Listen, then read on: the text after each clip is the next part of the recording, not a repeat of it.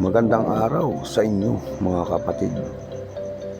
Meron na naman tayong bagong gugupitan. Siya po ang kung tawagin ay si Kuya Cardo. Wow! Kaya po siya binansagang Cardo ay dahil siya po ay haligi ng tulay. Ay hindi pala. Kaya po siya tinawag na Cardo ay dahil sa kanyang tatag at lakas sa trabaho sa palaisdaan, pagtatambak ng lupa, paghuli ng isda at paghuli ng hipon, usog po o anumang lamang dagat na naroon sa isang ilog. Wow naman! Kung saan ating pinagkukuhaan ng mga kinakain ulam sa pang-araw-araw. Ang paggugupit po ay bahagi lamang ng ating pangalan, Barbero Kali Vlog. At dahil po ako ay barbero, hindi lamang paggugupit ang maaari kong ibabahagi sa inyo, mga kapatid. Sana all. Kundi kung anumang nangyayari sa ating kapaligiran o anumang klaseng trabaho na pwedeng pagkakitaan ay aking ipapakita sa inyo sa pamamagitan ng aking channel. Sana po, all. huwag niyo kalimutan pindutin like, subscribe at pindutin mo na rin yung bell button para update ka sa aking i-upload na bagong video. Galing ya. So ito na mga kapatid, atin ang nasimulan tong gupit ni Cardo. Gamit na tayo ng gunting dito. Yan. Panoorin nyo lang maigi para makuha nyo yung pagdidiskarte ng gupit. Yan. Yan ay makapalang buhok na yan sa taas. Kaya medyo ang malaking gunting ating gagamitin. Yan. Yan. Dire-diretso lang hanggang doon sa kabila yan mamaya para pantay ang ating pagbabawas. At pagkatapos niyan mga kapatid, atin namang gagamitan ng razor yan para smooth yung tagiliran yan. So ito yung bahagi na mangangala yung kamay mo dahil gunting ang gamit natin. Pero dapat lang yun na mangangalay para sulit naman yung kanilang binabayad sa atin. Hindi sila tatamad magbayad. Nakita naman nila yung ginawa nating effort para sa paggugupit sa kanila. Hindi sila manghinayang magbigay. Di ba ga? Sana all. Maganda rin kasi yung sideline to ng paggugupit mga kapatid. Kahit pa paano, nasa bahay ka lang, pag pinuntahan ka ng mga magpapagupit sa'yo, kita ka. Pag may trabaho ka, gawin mo na lang sideline. Para naman hindi ka mabuburing sa bahay. Halimbawa, di mo, pwede mong gawin ito pag marunong ka magupit, mga idol. Kaya sa buhay ay sabi ng idol natin weather lang.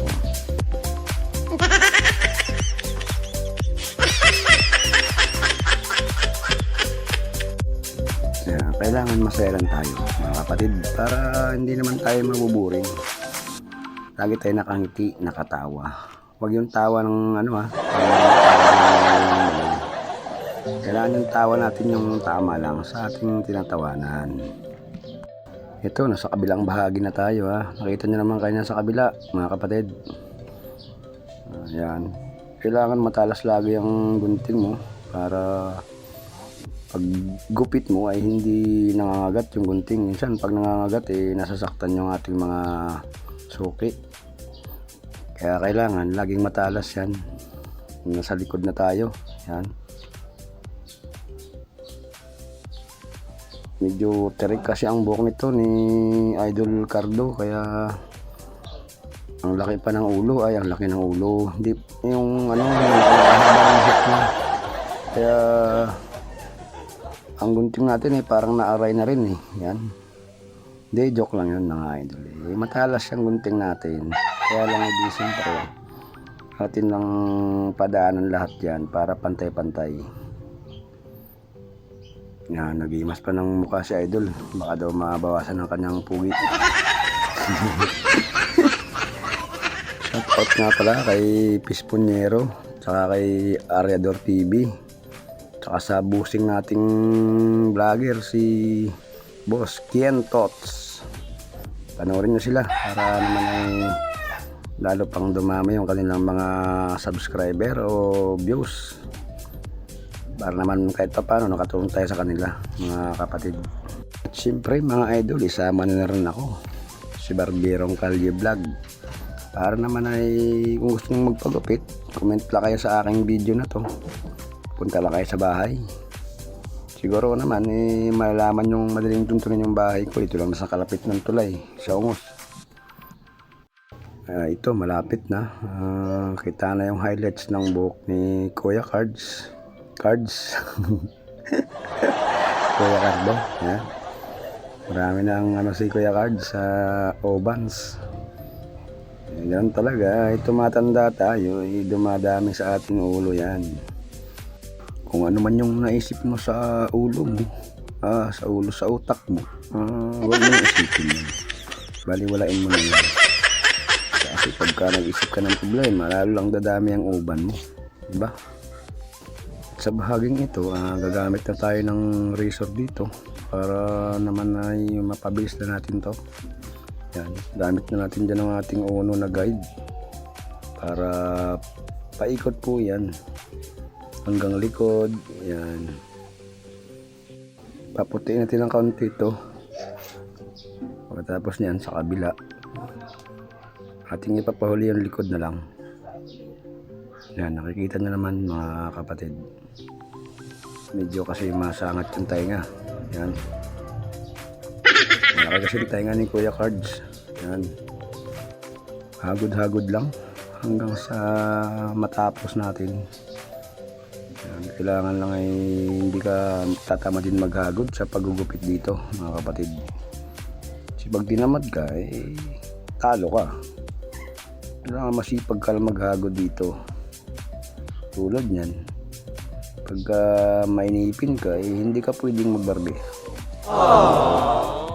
Maya konti lilipat na tayo sa kabila at hindi ipapakita sa inyo. Yan, uno pa rin yan mga kapatid. Bali, iniiwan natin yung bandang kaliwa para pag ahit mo, ahit ko pala, ako pala mag-aahit nyan, hindi ikaw. Medyo inaantok na yata si Kuya Cards, no? Yan, para kantaan na lang natin. Kakantaan na lang natin yan pag natulog yan, pero hindi tutulog yan, gising lang yan. At ang kalye din yan, tulad ko. Wow naman! Kasi ako, lumaki ako sa kalye noon. Natuto ko magupit sa kalye. Sa kalye lang, wala tayong pwesto. Yan talaga ang uso noon sa probinsya Kasi galing tayong probinsya. Sanay tayo sa kalye, maggupit. Kaya hanggang ngayon, kalye gupit pa rin tayo. At ito na nga mga kapatid, gagamit na tayo dito ng 1/2 na guide. Tandaan nyo lang, pagka malapit ng matapos, gagamit ka na ng 1/2 para pampinis sa gilid, matanggal yung mga dark na yan, mga maiitim pa. Kailangan hagodin mo yan para mawala yung kantuhan ng buhok. Yan, isa din sa ano yan, pagka gagamit ng 1/2, mahalaga din yan. Kung sanay ka na sa 0, laruin mo lang yung lever ng ano mo. Kasi total naman. Pasensya na kayo mga kapatid, no? Ganun talaga. Minsan nauutal tayo. Dito naman sa baging ito, kabila, 1/2 pa rin ang gamit natin, pantanggal ng mga dark na dark, basta dark, yung maitim pa ba tawagin natin. Bala sila kung silang tawag nila dyan sa atin, para matanggal yung mga kanto-kanto na yan. Yan, paputi-puti na din na konti hanggang konting taas pa. Yan. So ito, papunta tayo sa likod, bandang likod. Hindi na maya-maya ang kasunod nating moves diyan ay no guide na, zero na siya. Para pampinis na lang yun, yung pinaka-ilalim.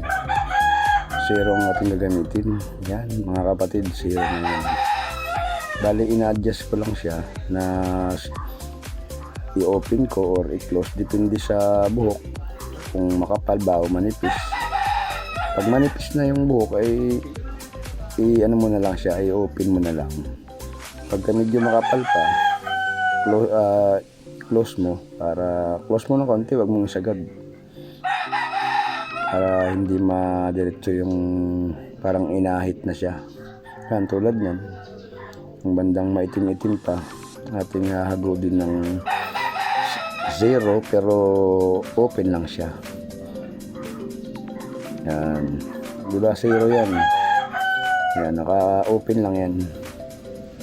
Kasi pag close na yan, eh, sobrang puti na yan. Parang kalbo na yan. Eh, wala ka nang aahitin dyan mamaya. Kaya dapat ay, ano, yan. Sa patilya naman, pwede mong gamitan ng, ano yan, ng pang-ahit na razor. Tawag nila dun. Ano bang tawag dun nila? Sa akin, basta pang-ahit ang tawag dun. Okay na yan. Eto, nag-aahit na tayo.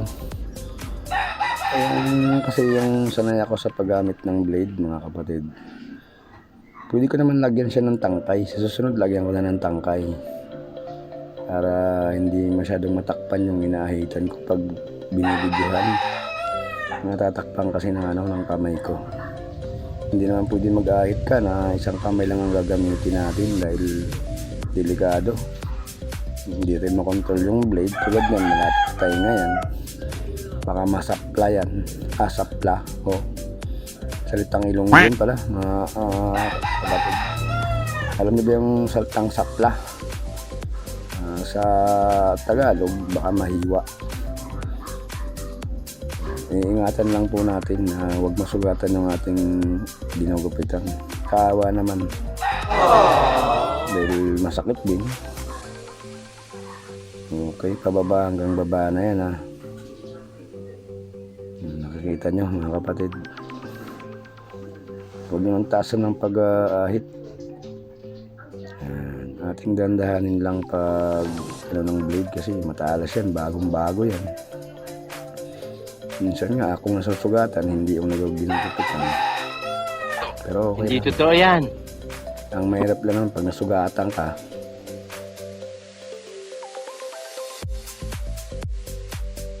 Katapos mo palang ahitan, kapatid, lilinisin mo.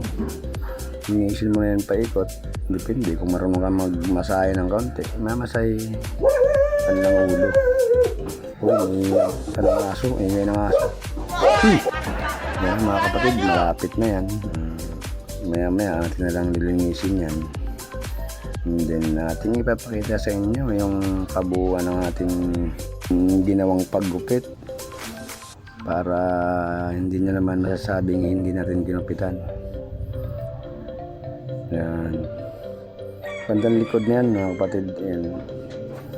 Yan kasi yung mayroong kalapit ng tainga na yan, may buto yan dyan. Hindi mo pwedeng idiin ng blade dyan. Kailangan kontrolado mo yung blade. Kasi pagka diniin mo dyan, dyan lagi kadalasan nasusugatan yung mga ginugupitan sa may bandang yan. Hindi manipis na kasi ang balat yan. Ayan mga kapatid, yung ating ginupitan. Mga kapatid, maraming salamat sa inyong panonood. Hanggang sa uulitin. Maraming salamat. Bye bye po.